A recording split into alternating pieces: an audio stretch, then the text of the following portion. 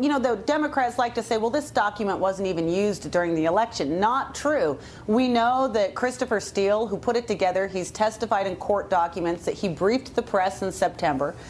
Yahoo News came out with a huge story saying that the FBI was in possession of intelligence showing potential collusion between the Trump campaign and the Russian government. The headlines were dominated by this. And the question that we still have yet to know is, we know the FBI relied on this in some regard, but did this document actually inspire the FBI to end up wiretapping a political campaign, which is no small deal, by the way? So I'm unclear. I mean, I think that's right. That's the key question. That would be the most shocking effect of it, because that's so obviously corrupt. But I don't understand why we don't know whether that happened or not.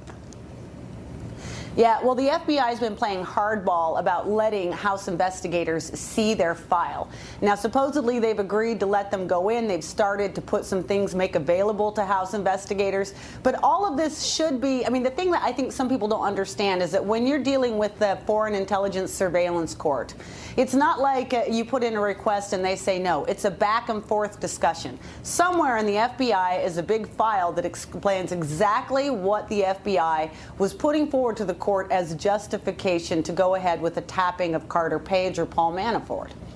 But I mean, the House oversees the FBI. I mean, I don't understand how the FBI can just ignore that. If I get subpoenaed by House investigators, can I just give them the finger and go to Barbados and just think it's okay? I mean, how are they allowed to ignore that?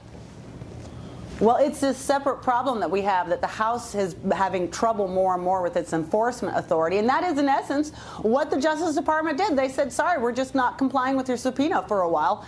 They now appear to be putting some things out, but from what I understand, not everything that they need to put out. And here's the funny thing, is every time they have an excuse for not giving it, they say, well, it's because of Special Counsel Mueller. Well, if Special Counsel Mueller is actually doing this entirely because the FBI misused a dossier, all the more reason for House investigators to be looking at how this started.